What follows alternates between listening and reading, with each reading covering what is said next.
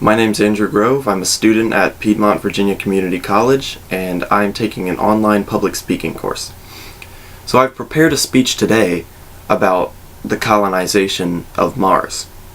Before I jump in and start talking about Mars and space and all that, I'd like to ask, what is a big question that humans have always been asking themselves since we were created?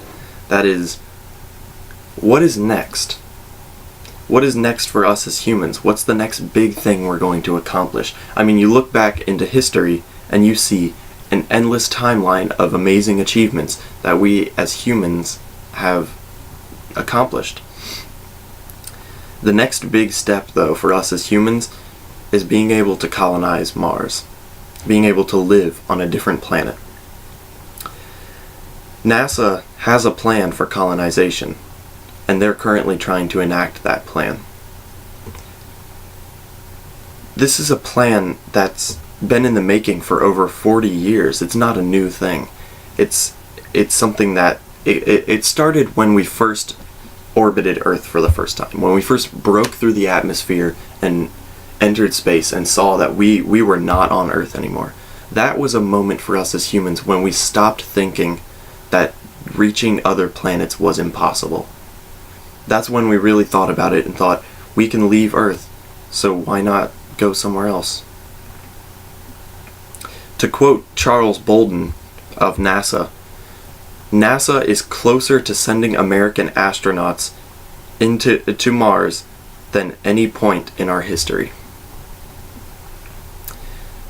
NASA actually has plans right now to send astronauts to asteroids, and that's to give the astronauts some training before they actually go to Mars, and it's also to prepare some machines and systems and test them out to make sure they're working properly, because technology and robotics will be vital for survival on Mars. There's no way we could survive without certain technology or certain robots there to assist us. Robots have actually visited Mars before we have. We have many rovers and spaceships on and around Mars currently monitoring it and mapping it out. Scientists have already mapped out a lot of Mars's surface. We have a good idea of what a big portion of the planet looks like. There are plans for even more rovers to go and search for any signs of past life on Mars to see if any plants could have lived there at some point or anything like that. NASA actually says that rovers alone are dramatically increasing our knowledge about the red planet, talking about Mars. That's just another big step towards us actually getting there, us figuring out what's there for us to get to. This shows us that excuse me. This shows us that we have the technology to reach Mars. We just can't take humans there yet. And that's why NASA is currently developing a new system of transportation. It's a system that'll be faster, cheaper, and safer.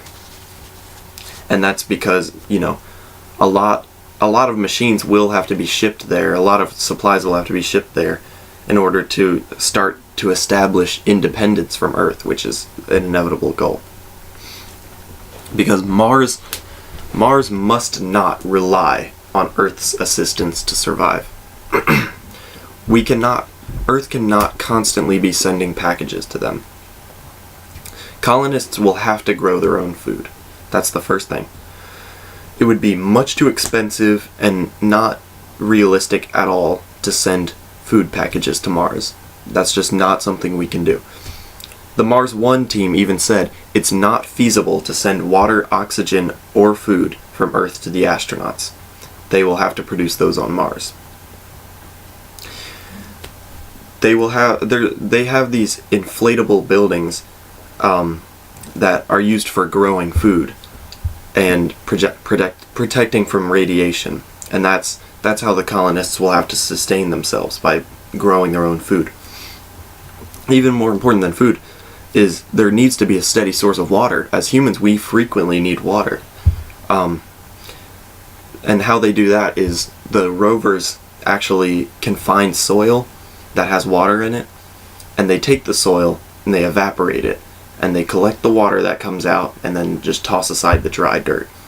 And so they can actually do that to continuously pump water into their facilities, and that's a fairly unlimited source. The point I'm inevitably trying to make in this speech is that we're still a ways out from colonization. It's not going to be in 1 or 2 years. It's going to be in 15 years maybe.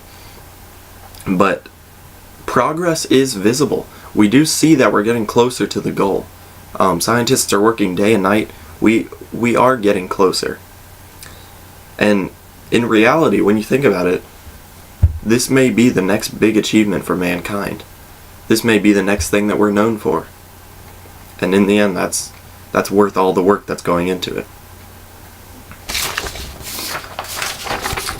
Again, I'm Andrew Grove.